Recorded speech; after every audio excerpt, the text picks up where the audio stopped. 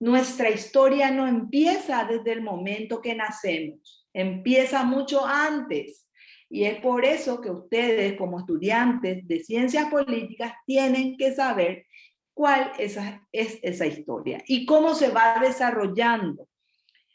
Nosotros nacemos, y lo dice Fernando Savater en su libro, nosotros nacemos en un tiempo, porque aparte de nacer en el mundo, nacimos en un lugar, en mi caso, nací en encarnación, en un contexto, en una época, en una comunidad que esa comunidad se llena de seres humanos, con sus costumbres, con sus tradiciones, con sus modelos, con sus formas, y esa sociedad va evolucionando.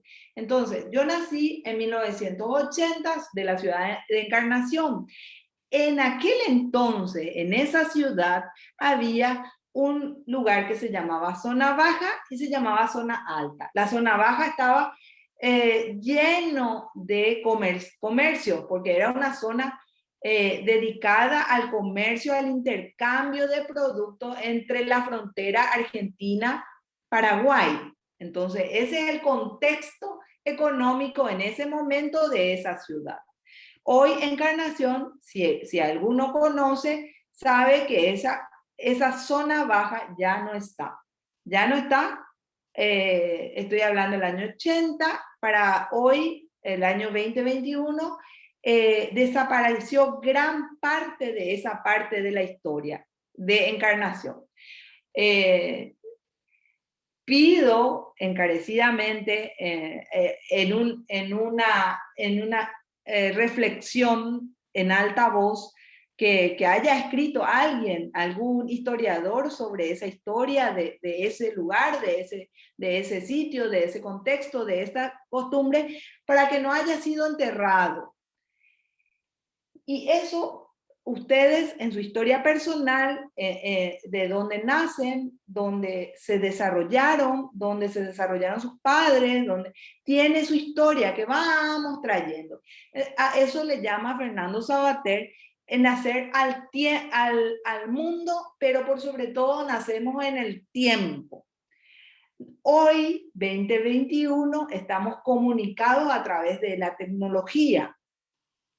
Esta tecnología que en mi época, cuando yo era estudiante, ni imaginaba que iba a tener y que iba a estar en una habitación hablando delante de una pantalla y del otro lado estaban ustedes. Eso ni imaginar. En mi época teníamos un teléfono del tamaño de este libro y con suerte escuchábamos lo que nos decían del otro lado, en el celular. Eso ya fueron en los años 98 más o menos. Porque antes eso teníamos que tomar un colectivo, irnos hasta una cabina telefónica, pedirle a la operadora que nos pase la comunicación de la llamada para hablar con un familiar que estaba del otro lado, en otro país, en otro lugar. Bueno, eso se va desarrollando así. Entonces, por un lado, la sociedad aparentemente parece estática, pero en realidad es una sociedad dinámica. ¿Y quién mejor que ustedes para darse cuenta de esa situación? Es lo que Zygmunt Bauman en su libro le llama la sociedad líquida. O sea, la vorágine va cambiando y eso va haciendo una sociedad dinámica realmente. Cuando nosotros hablamos de esa ciudad, de esa forma dinámica, de relacionarnos incluso, y esa forma dinámica de cambiar, vamos dejando de lado algunas cuestiones, vamos incorporando otras cuestiones. Ustedes quizás van a ser más adaptable, si se puede usar ese término, o más versátil, quizás más versátil en adaptarse a estas nuevas formas de socializar. Realmente en ciencias políticas abarca todo eso, esa forma de socializar, esa comunicación, ya lo dije. Entonces, todo eso explica las ciencias políticas, todo eso que le estoy diciendo, porque no estamos aislados. El ser humano es un ser humano de naturaleza, por naturaleza sociable. Entonces, la sociedad es constituida por seres humanos. Los seres humanos, no se olviden de eso, somos seres sociables. El año pasado, cuando se declara la pandemia, yo dije, ahora voy a comprobar lo que todos los años y toda la vida le dije a mis estudiantes, que la cultura no se modifica tan fácilmente. El año pasado, en marzo, se declaró la pandemia y muchos no entendíamos. En particular, yo no entendía la forma como tomó el gobierno la decisión de llevarnos todos a cuarentena y llevarnos todos a un aislamiento social. Para mí fue altamente perjudicial y sigo sin entender cómo puede ser que los gobernantes decidan por la cantidad de gente que existe en su población y decir tan fácilmente, bueno, a cuarentena, nos vamos todos a nuestra casa, quédense ahí, no salgan. En ese sentido, yo digo, no entiendo cómo una persona puede tener una autoridad moral, profesional, ética, de la profesión que sea para decir, se van a cuarentena. ¿Por qué digo esto, gente? Porque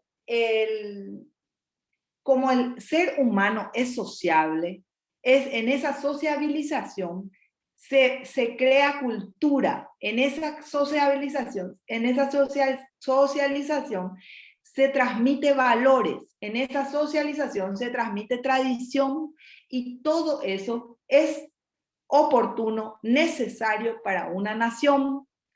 La nación es el Estado, vuelvo a repetir, la nación está constituida por, aparte del Estado, también de los ciudadanos. O sea, el Estado, que ahí ya voy a entrar en mi clase que todavía no quiero adelantarme, pero ¿el Estado qué es? El Estado es la administración del poder para ejecutar determinadas funciones a todos los ciudadanos. O sea, el Estado tiene un rol de administrar la cosa pública. Ya lo decían los romanos, la cosa pública. Bueno, después le voy a hablar sobre Leviatán, este libro de Hobbes, que es una obra universal que ustedes tienen que tomar nota de todo lo que yo les voy diciendo y después de eso podemos preguntar o me pueden preguntar también. ¿Cómo yo llego al Estado y cómo llego a Hobbes? Hobbes es de 1828, si no me equivoco. Nació en, a ver, Hobbes, Thomas Hobbes. Bueno, la 1588. Se imaginan de esta época, pero antes de eso están los griegos. La cultura griega o greco-romana es la cultura que nos abre a nosotros la posibilidad de estar hoy conectados aquí en este lugar, con esta computadora, con un celular, qué sé yo, poder estar así con este peinado, con esta camisa, en este lugar. Eso nos permite la cultura greco-romana o la cultura occidental. ¿Por qué por qué les digo esto? Porque los grandes filósofos, estoy hablando de todos los que, pero todos, no quiero sacar de ninguno de la lista de los griegos, se sentaron a reflexionar sobre quién es lo que somos los seres humanos. especialmente Atenas. Atenas tuvo un florecimiento intelectual sobre el ser humano, quién soy y para dónde voy, quién soy yo y para dónde voy, por qué lo que yo no, por qué la sociedad no actúa como hormiga. ¿Vieron esas hormigas que se van toda una misma dirección? ¿Por qué? Porque tienen la capacidad de pensar y de criticarse. Por eso la cultura ateniense, la cultura griega, nos abre la mente con esas cuestiones que parecen tan banales, pero realmente son importantes, porque al abrir esas preguntas sobre quiénes somos, qué hacemos, Sócrates es considerado un filósofo griego que tuvo como discípulos a Aristóteles, Platón, después está en Grecia también están los sofistas, que fueron los primeros maestros remunerados.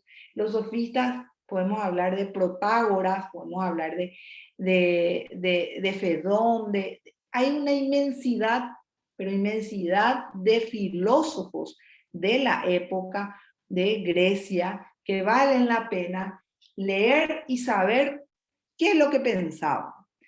¿Por qué? Porque la filosofía griega ya hablaba sobre educación, ya hablaba sobre política, ya hablaba de retórica, ya hablaba de medicina, de arquitectura, de todas esas ciencias que en realidad ellos lo hacían como filosofía. Entonces, por eso la filosofía es la madre de todas las ciencias. La, la, la que le abre la mente al ser humano para decir, sobre empezar a hipotetizar sobre los escenarios y para poder llegar a lo que hoy tenemos como ciencia. Entonces la filosofía es la madre de la ciencia, no se olviden. Yo siempre digo, cualquiera de mis clases, sean que hayan sido de sociología, sean que hayan sido de psicología, yo siempre arranco desde esa parte de nuestra historia. Uno de los mandatos de Apolo, dios griego, para Sócrates, Sócrates, el filósofo que murió con la cicuta, envenenado, él creía en el más allá, él tenía esa visión, como filósofo decía que existe un más allá y que él podía tomar perfectamente porque iba a despertar en el otro mundo rodeado de sabios, de placeres y de eso que él tenía como metafísica. Eso también hay que entender. El ser humano es físico y también es metafísico, porque hay cuestiones propias del ser humano que no se pueden explicar, que nadie puede explicar, que uno lo que hace es buscar la verdad, busca la verdad a partir de las evidencias que haya. Bueno, entonces, en la clase ya vamos a seguir con el mismo link. Acá yo ya les dejé mi presentación, la primera clase, esto es, después el programa de ciencias políticas, eso está como bienvenida. Nuestra segunda tarea era leer y ya empezar a leer lo que es el libro de Fernando Savater. El libro de Fernando Savater que le da una mirada a un joven. Es como si fuera que él le está hablando a ustedes. En esa política para Amador le habla a su hijo y le habla ahí de sexo, de ética, de democracia, de anarquía. Bueno, eso es lo que yo quiero que ustedes vayan internalizando como conceptos. Posteriormente está el test de Nolan. El test de Nolan que solamente 2 respuestas visto hasta ahora. Necesito que vayan completando esas respuestas, pero no se sientan preocupados si no entienden o si por ahí no no se deciden, no se preocupen, eso puede ir cambiando. Yo quisiera que ustedes vayan abriendo su mente para incorporar otros aprendizajes, para que vayan entendiendo la política desde otra perspectiva. Desde otra perspectiva digo, porque todos los años probablemente hayan desarrollado siempre una línea de pensamiento y quizás ni nosotros, ni ustedes se dieron cuenta. En la primaria, en la secundaria, en la universidad, siempre les hablaron del Estado el Estado es tal cosa, tal cosa, tal cosa, y se quedaron con eso. Bueno, ¿saben cuánto teórico hablaron del Estado? Hablaron todos, entonces es infinito. No podemos decir cuántos llegaron a definir lo que es el Estado, la forma en que está constituida el Estado. ¿Por qué? Porque tuvieron sus épocas. Entonces, y ahí entra lo que yo les decía, cuando la historia, cuando va cambiando, cuando se cuenta a partir de qué día, todo eso, qué año a qué año, todo eso va siendo cambiante. Y hoy el contexto cambió y va a seguir cambiando.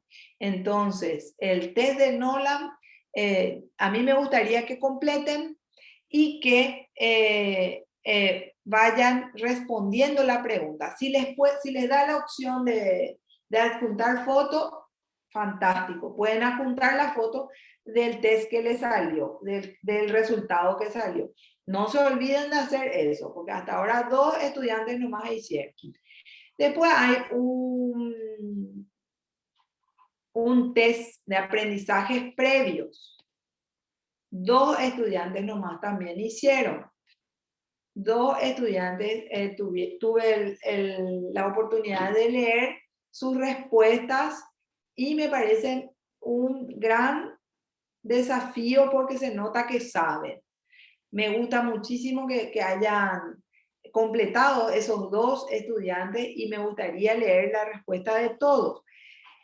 No hace falta googlear, no hace falta poner algo que no existe porque justamente el aprendizaje previo es para saber desde dónde hay que empezar a hablarles de la materia y de la asignatura. Por eso les pido por favor que sean honestos ustedes y escriban lo que creen que es y la forma que creen en este contexto hoy, así como ustedes aprendieron.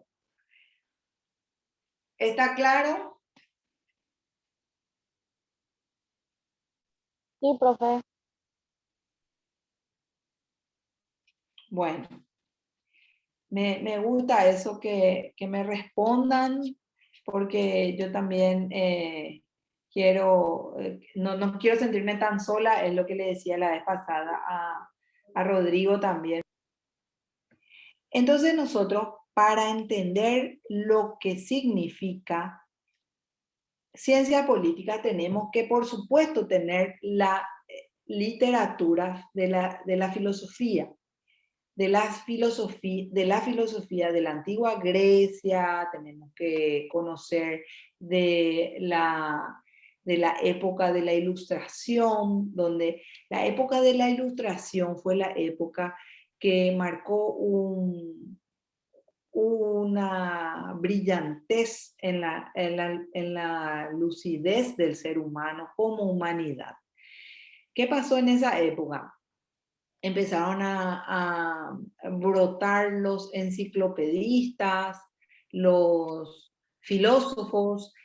Yo estoy saltando las épocas, porque tenemos la época griega del inicio de la civilización occidental, que gracias a eso estamos hoy aquí, como les dije. Después tenemos la civilización romana, gran influencia también para nosotros en el ámbito jurídico. Nosotros tenemos esa parte de la historia que influencia en nosotros en la cuestión de la legislación y el modelo. Tuvimos épocas de las monarquías donde se van instaurando los sistemas absolutistas de gobiernos.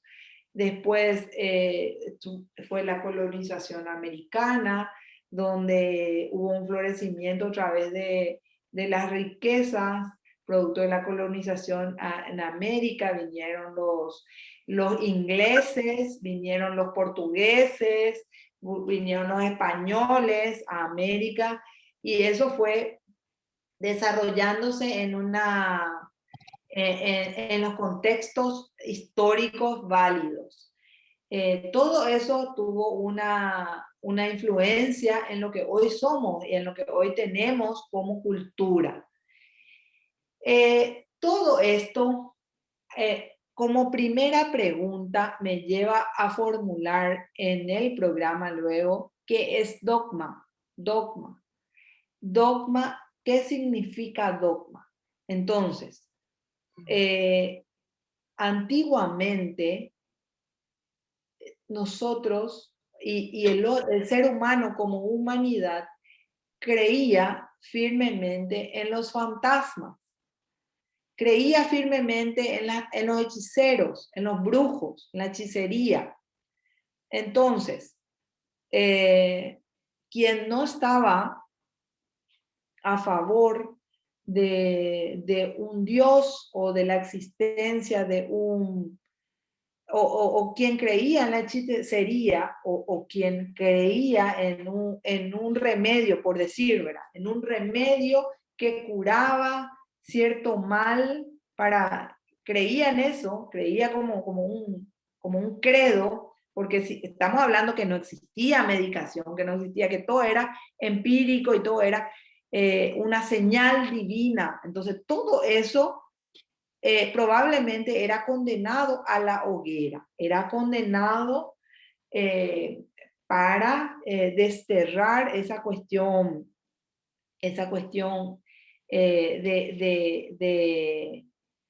de que podía apoderarse el diablo o podía apoderarse Satán de ese ser humano que pensaba diferente a lo que exigía la religión, exigía las creencias.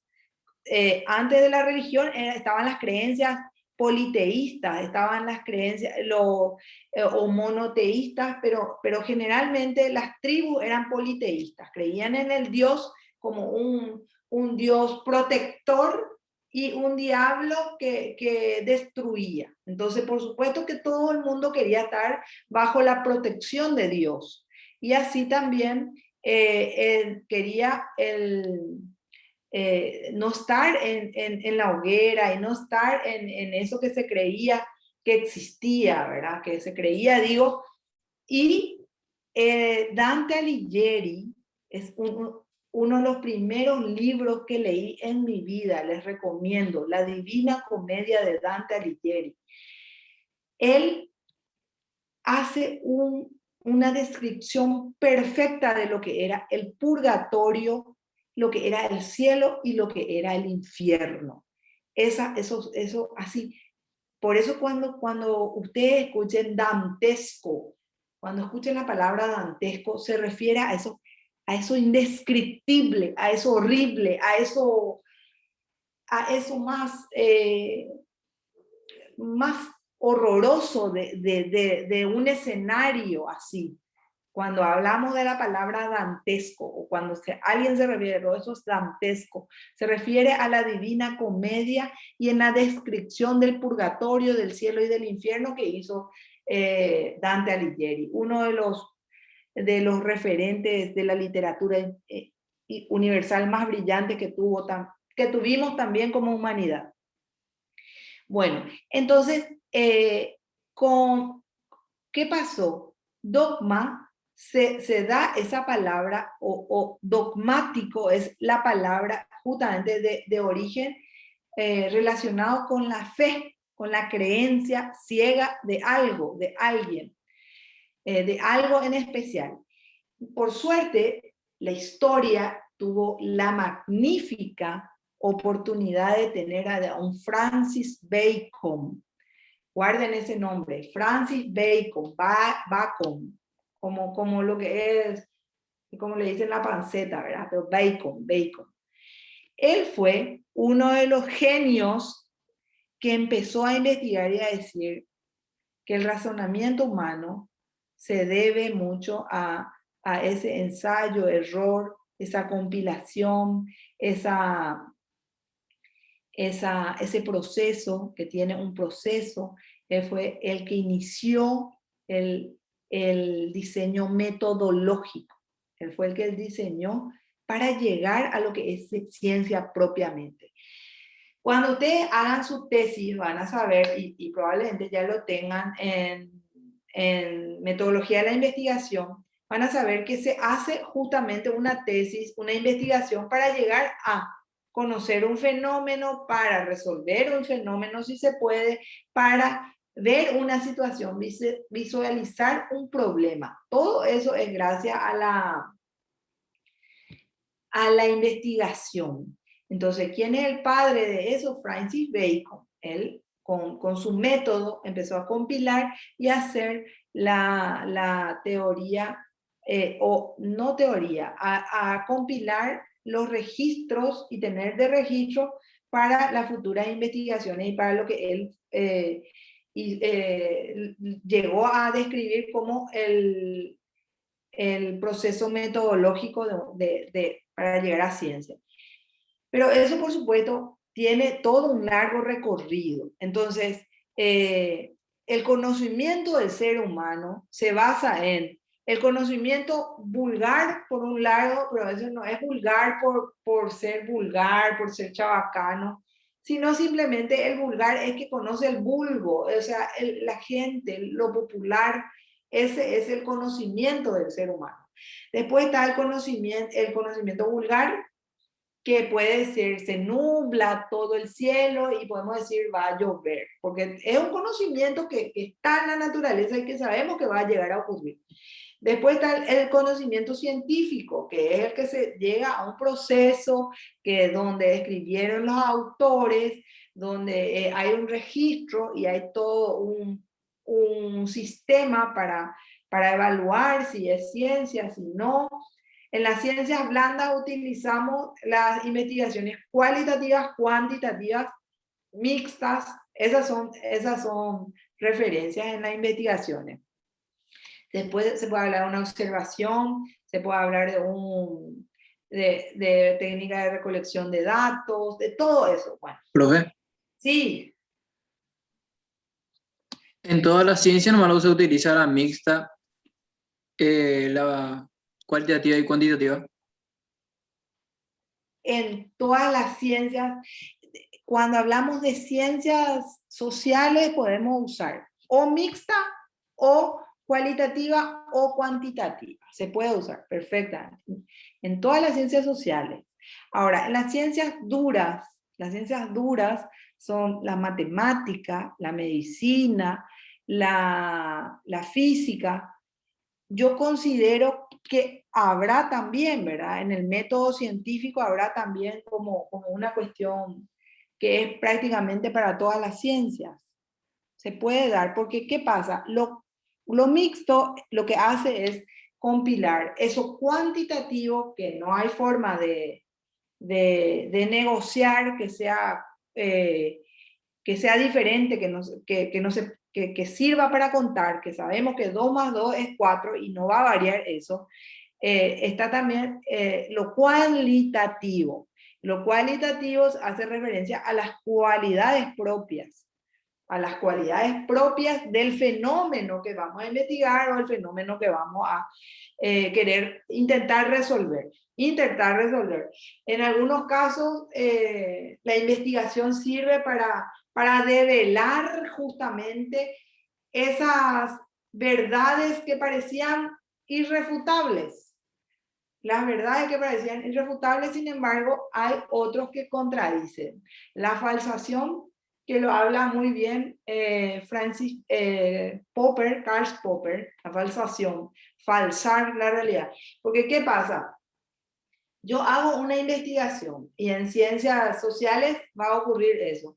Una investigación, digo, la influencia de la televisión, el aprendizaje virtual en los niños de tal a tal edad, por decir una forma. Entonces sale otro y me dice, la no influencia del aprendizaje virtual. Por un lado dice una investigación que realmente sirve porque el aprendizaje virtual se da a través de la conexión, a través de la disciplina, a través de la tecnología. Y sin embargo, otra investigación me dice, no, no funciona porque hay distractores, porque es frustrante, porque actúan características, variables diferentes en diferentes contextos. Entonces, todo eso es válido. Por eso es lo que es tan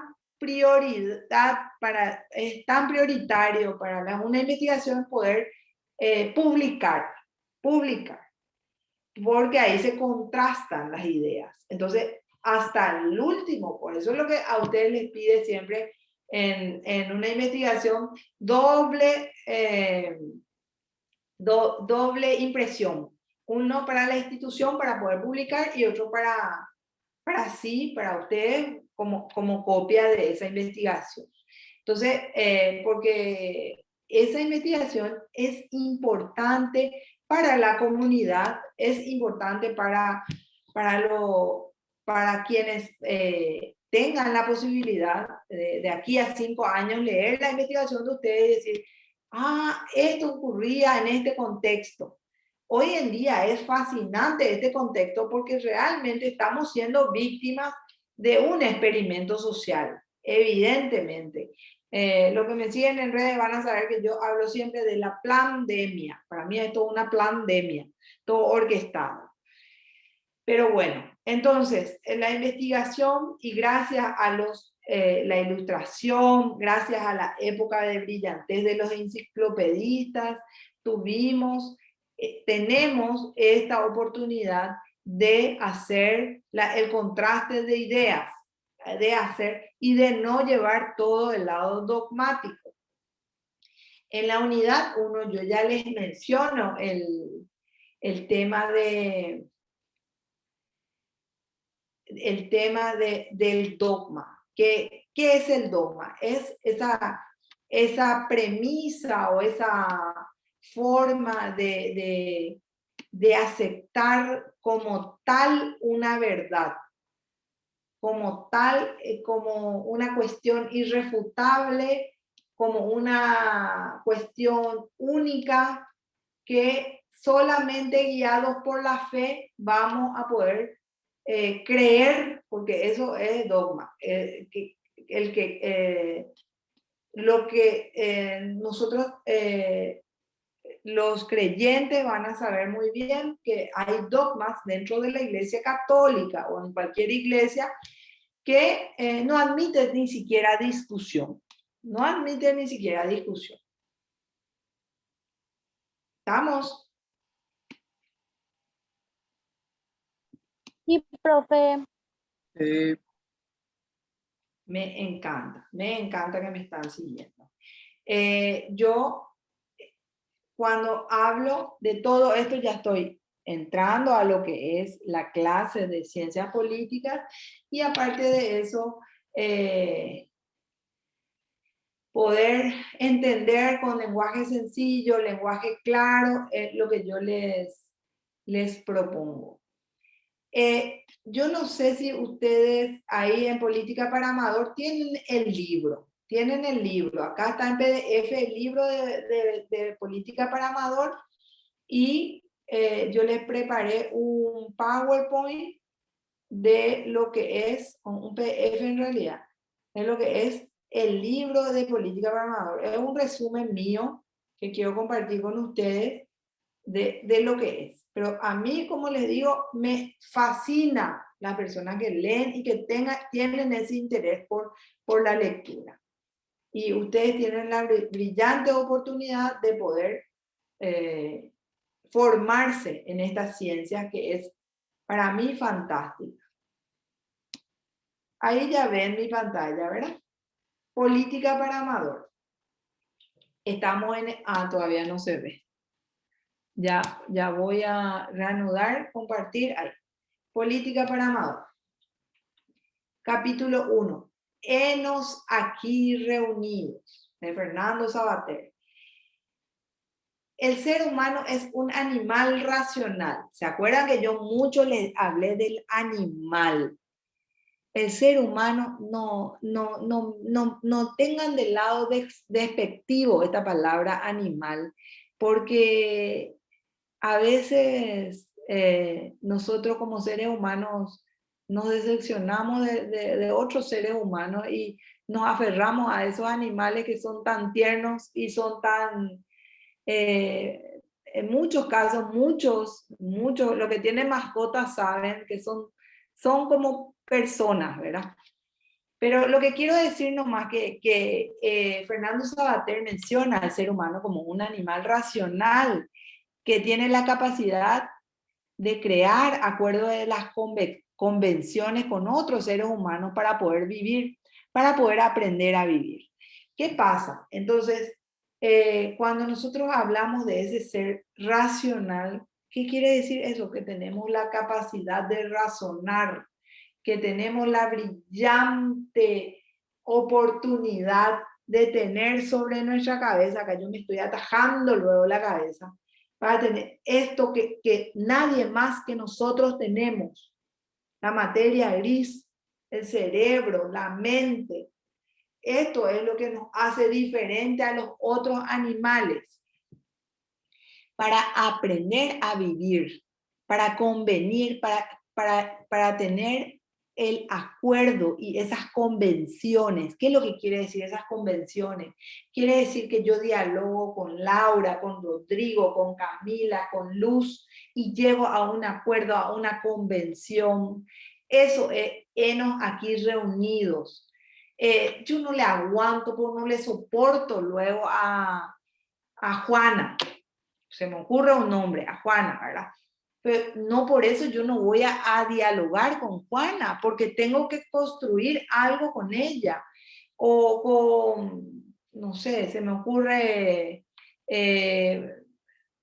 don Juan, no tengo ganas de hablar con don Juan, que es mi vecino, y no le voy a luego ni saludar.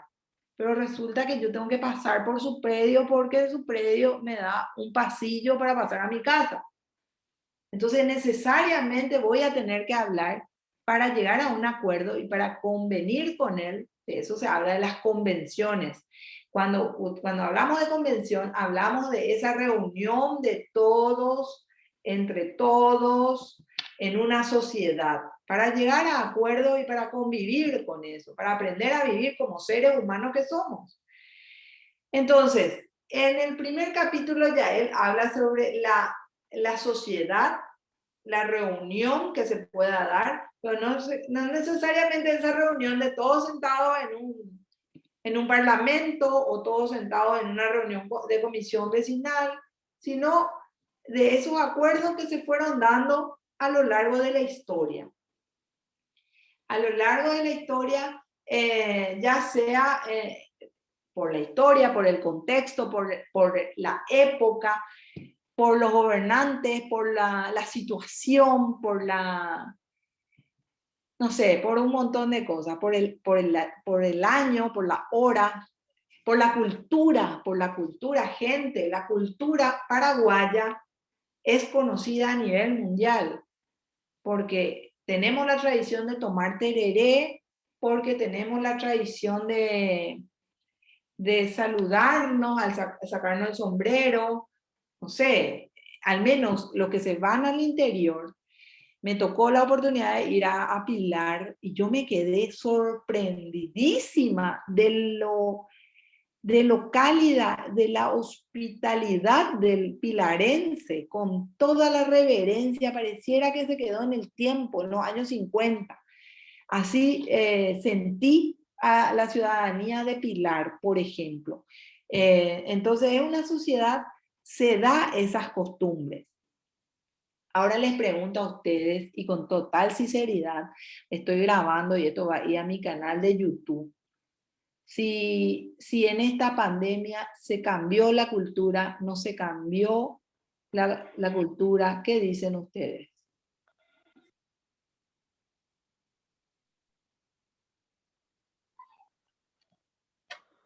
Y hay un cambio general, profe, eh, pero en un sentido de hábito. Yo no creo que, como mencionaste, la cultura se produce un cambio lento. Más que nada va a ser un proceso. O sea, va a haber un cambio dentro de 2, 3 años, cuando todo esto acabe. Pero el cambio que ocurre son más bien los hábitos y en el confinamiento que estamos. No sé si a eso te referías. No, Yo eso también es que veo, o sea que no veo tantos cambios, pero se ve un poco por la pandemia mismo, en cuanto a los cuidados, en cuanto al distanciamiento, no es como antes, por ejemplo, que uno se queda enfrente de tu casa, enfrente de tu casa a hablar contigo horas, ahora un poco de lejos, un rato nomás y se va y cosas así, lo que cambia un poco. Después no veo tanto. Otra cosa de los hábitos, por ejemplo, el tema es que nosotros los paraguayos somos muy de tocar, somos muy afectuosos. Y con este tema de la pandemia, mismo entre familiares, luego ya hay un distanciamiento.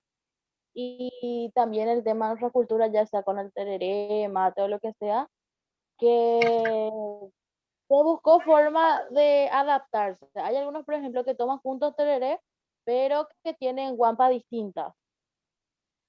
Eh, yo lo que noto, por ejemplo, es que las personas se están acomodando a la situación de ahora, pero que buscan la forma de mantener todavía la cultura que están haciendo, o sea, que tenemos. gracias por su aporte, por su participación, chicos.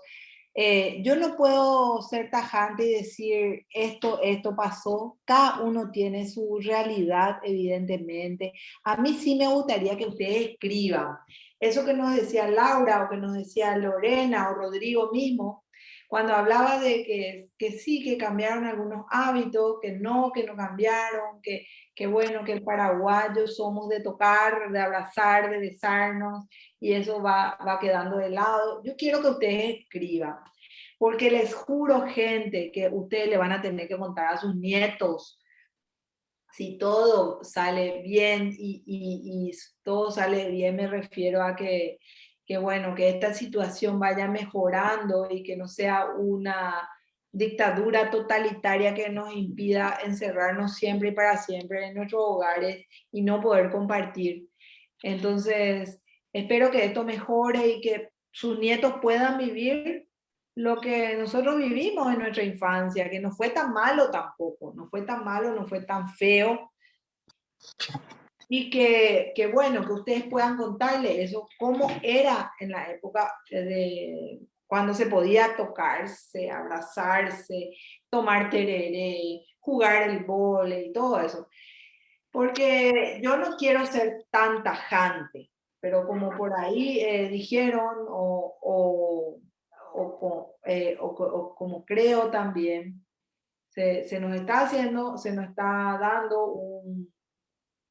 un experimento social para ver cuán sociable es el ser humano y cuánto se adapta a eso.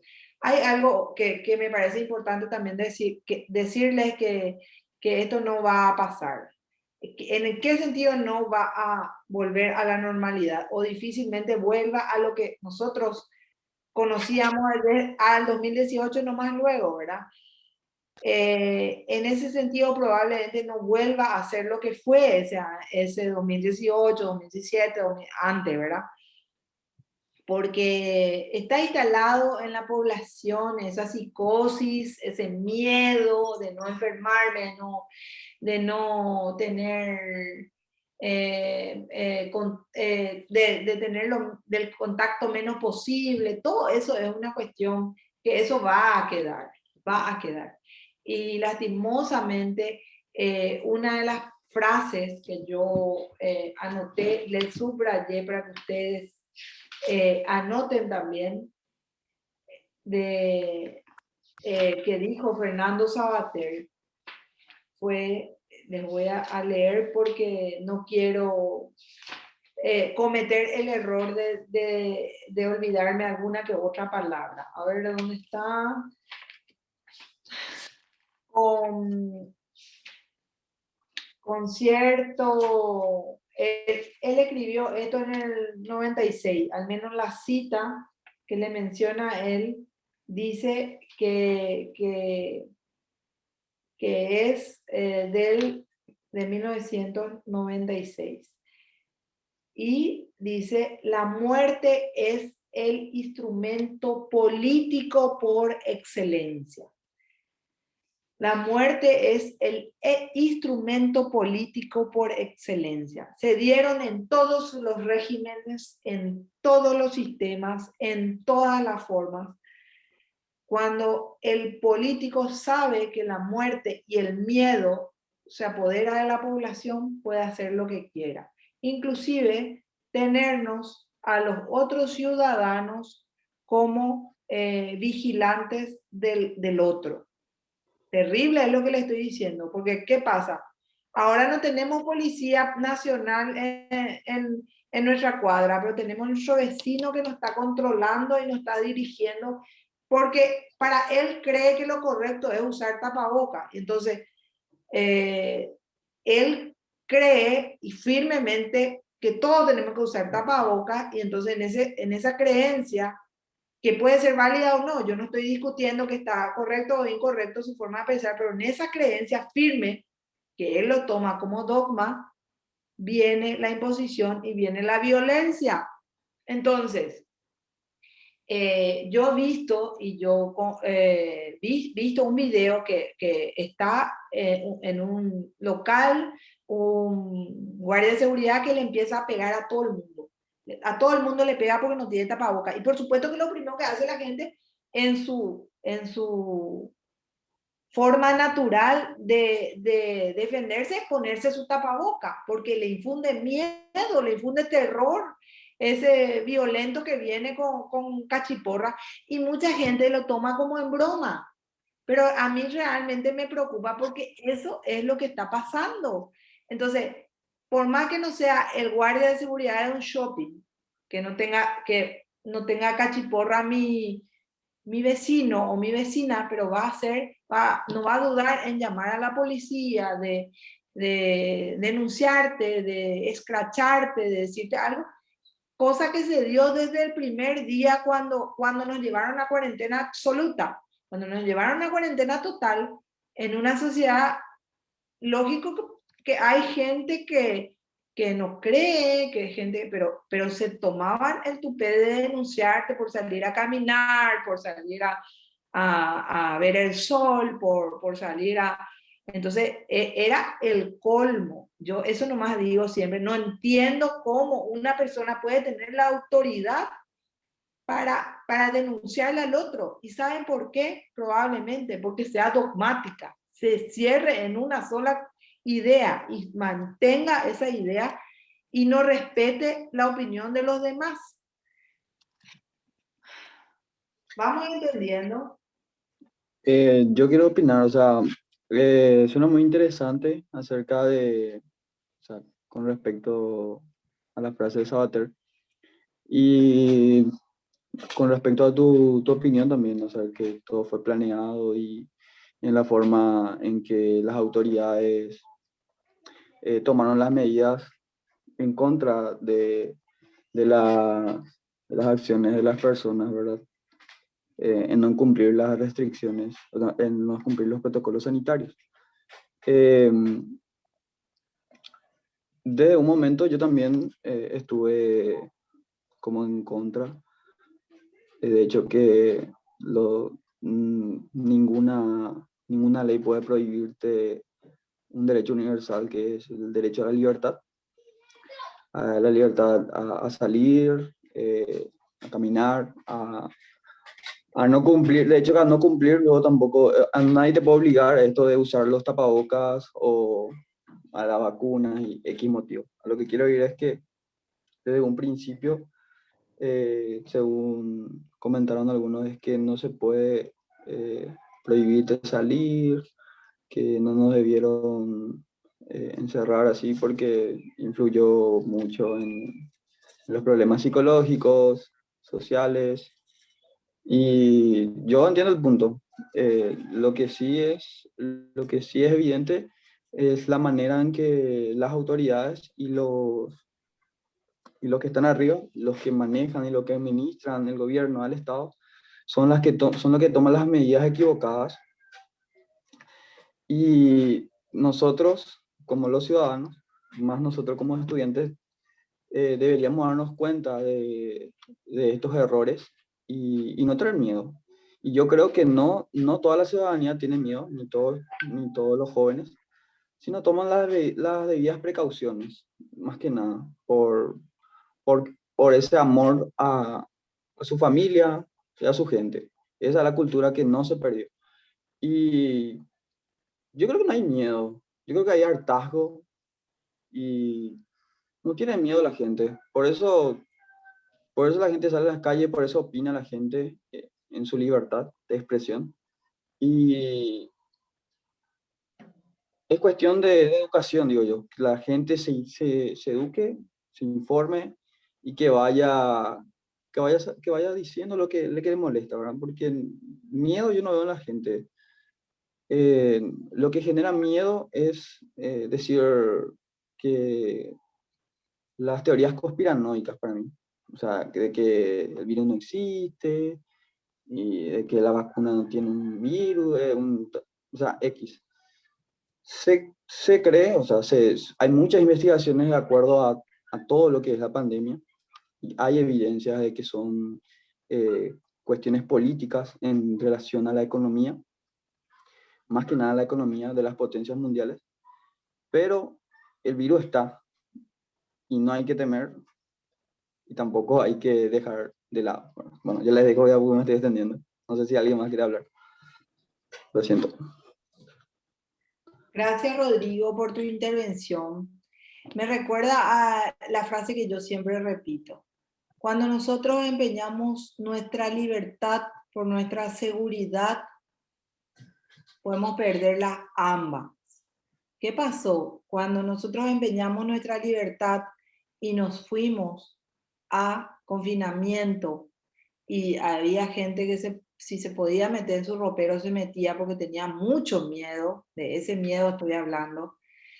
Entonces se puede llegar a perder ambas. ¿Por qué se puede llegar a perder ambas? O sea, se puede llegar a perder la libertad y también la seguridad. Porque cuando uno pierde la libertad y empeña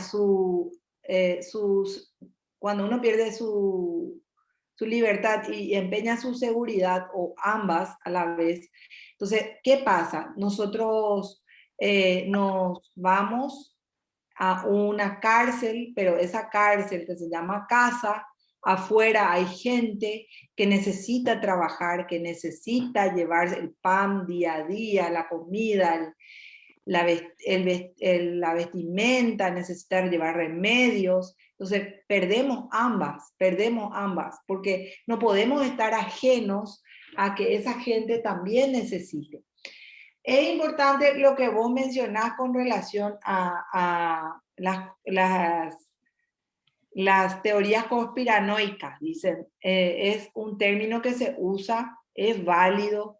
Creo que este es el espacio para hablar sobre eso y para seguir hablando. No hay que negar la existencia del virus. Hay gente que está muriendo, por supuesto. Hay gente que perdió mucho, incluso perdió lo material y perdió también los familiares, que eso no se recupera. Entonces, yo como reflexión digo, y para seguir la siguiente diapositiva, que es obedientes y rebeldes, pero como reflexión nomás digo que en este escenario se le dio demasiado poder a los políticos. En este escenario no tuvieron, porque no se tuvo la posibilidad de dudar ante ellos. Lastimosamente, estamos acostumbrados a creer que el otro quiere hacer el bien realmente. Y probablemente que él crea que quiere hacer el bien. Pero sin embargo, no es lo que otro planifica para mi vida, quizás no es lo que yo realmente quiero para mi vida. Y ahí está cuando Fernando Savater habla de obedientes y rebeldes. ¿Qué es lo que son los obedientes y qué es lo que son los rebeldes? Él dice que no es la política en sí, porque hay gente, eso también es importante que lo mencionemos, hay gente que dice que la política es mala, que mejor no hablar de política, que hasta ahí nomás, de política, de fútbol y de que era otra cosa que no se hablaba. Eso está tan incorporado de parte de la gente. Y como nosotros no podemos dividirnos, como somos seres políticos, porque somos animales políticos, animales racionales, tenemos que hablar de estos temas, porque si no hablamos de estos temas, van a querer resolver nuestra vida. Y no es la forma de resolver nuestra vida a través de que otro venga a decirnos lo que se tiene que hacer. Hasta un punto, para eso están las convenciones, para eso está la legislación, para eso está la ley. Vos mismo mencionaste, Rodrigo, y para todos les digo, en la Constitución está, la Constitución Nacional, nuestra Carta Magna, habla sobre justamente los derechos que son inalienables, no se pueden separar del ser humano. Y entre estos derechos está la libertad de expresión, la libertad de culto, la libertad política. Entonces, todo eso hoy en día yo pongo en duda, ¿verdad? Entonces, la política no provoca conflictos. La política no tiene que provocar conflictos. Lo que provoca conflictos, dice Fernando Savater en el segundo capítulo, espero que lo lean, que es que lo que realmente provoca conflicto es lo que intenta solucionarlo, lo que intenta solucionar. Entonces, cuando viene alguien y te quiere solucionar con un putudón, no es realmente la solución. Tienen que dudar también de eso. Y no es un Dios a quien hay que agradecer, ese político que viene y te trae provista. En realidad, ¿qué te estará diciendo con eso? Es la naturaleza del ser humano magnífico que vamos a tener también la oportunidad de ampliar este concepto de la naturaleza del ser humano. ¿Somos realmente buenos por naturaleza o somos realmente diablos, monstruos por naturaleza? ¿Somos realmente empáticos o no? ¿Somos realmente solidarios o no? Bueno, eso vamos a hablar también en otra oportunidad. Porque a mí me gustaría luego en ciencia política invitarles como ustedes saben, yo estoy en una fundación, la Fundación Hizo para la Libertad y el Progreso, donde las ideas importan. Y en nuestra clase podemos tener la participación de algún que otro referente de economía o de filosofía, son todos colegas o de la Nacional o de la Uninorte, de la Unida. Somos profesores con muchas ganas de expandir las ideas para que se sepa también la otra cuestión. Bueno, ¿qué más? Los humanos son agresivos y individualistas por naturaleza y por eso hace falta figuras a las que obedezcamos para que no se derrame sangre, dice. Esa dice una teoría. Acuérdense ustedes que vamos a ver, vamos a profundizar eso. Vamos a profundizar esa cuestión. Después dice, la política también sirve para ayudar a determinadas empresas que se sostienen gracias a esto. También es necesaria la política para prevenir ciertos males y agregar un mínimo de educación. Los jefes dan solución a los problemas peores que los males intentan resolver, que los males que se intentan resolver. Bueno, todo esto vamos a analizar profundamente, pero yo quisiera que ustedes lo lean. Quiero que ustedes puedan tomarse el tiempo en esta semana, en la semana de Semana Santa, semana de reflexión, semana de análisis, para que puedan desarrollar todos estos contenidos ya y así poder habilitarles yo ya la siguiente clase. Hasta aquí nosotros, hasta hoy y para el lunes que viene, ya todos los cuestionarios resueltos, el test del Nolan resuelto, el foro ya concluido. Entonces, vuelta a página, volvemos a iniciar el lunes después de Semana Santa. Ok, Sí, una pregunta. Este test de Noila nosotros teníamos que alzar. Yo hice, pero no sé. sí, hay que alzar, hay que ponerle, hacer una captura de imagen o poner el resultado, escribir el resultado ahí. ¿Qué es lo que... ¿Por qué se escucha tanto eco? Laura. Ya. Pensé que era Germán. Entonces, hay que alzar en el foro. Hay que escribir ahí lo que le salió. Porque nosotros, una vez que todos tengan, y puede ser a viva voz o puede ser así aleatoriamente, yo voy a ir diciendo, bueno, te salió progresista. Progresista significa tal cosa, tal cosa, tal cosa. Por eso quería que ustedes ya lo hagan esta clase. Pero les voy a dar tiempo toda esta semana y volvemos recién después de Semana Santa. Entonces, todo esto ya está como para que ustedes puedan desarrollar. En estos aprendizajes previos ya está lo que tienen que desarrollar, lo que tienen que... Es como una prueba diagnóstica. Yo quisiera saber qué es lo que ustedes quieren aprender más, quieren saber, informarse y así, ¿sí? Sí.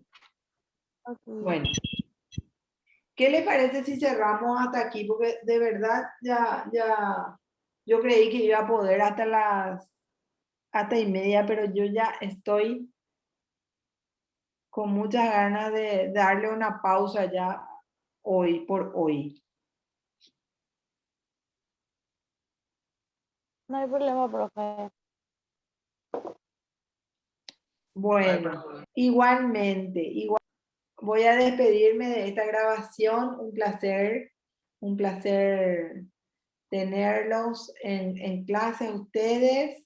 Y recuerden lo que dije por último. Lo último que dije, que estamos en la mejor época. Vivimos en la mejor época donde tenemos tecnología, donde tenemos información, donde tenemos menos violencia que otras épocas. Bueno, desarrollen por favor sus cuestionarios, hagan su test y nos vemos a vuelta de Semana Santa. Un placer. Ok. Profe. Chao, chao, chao, chao.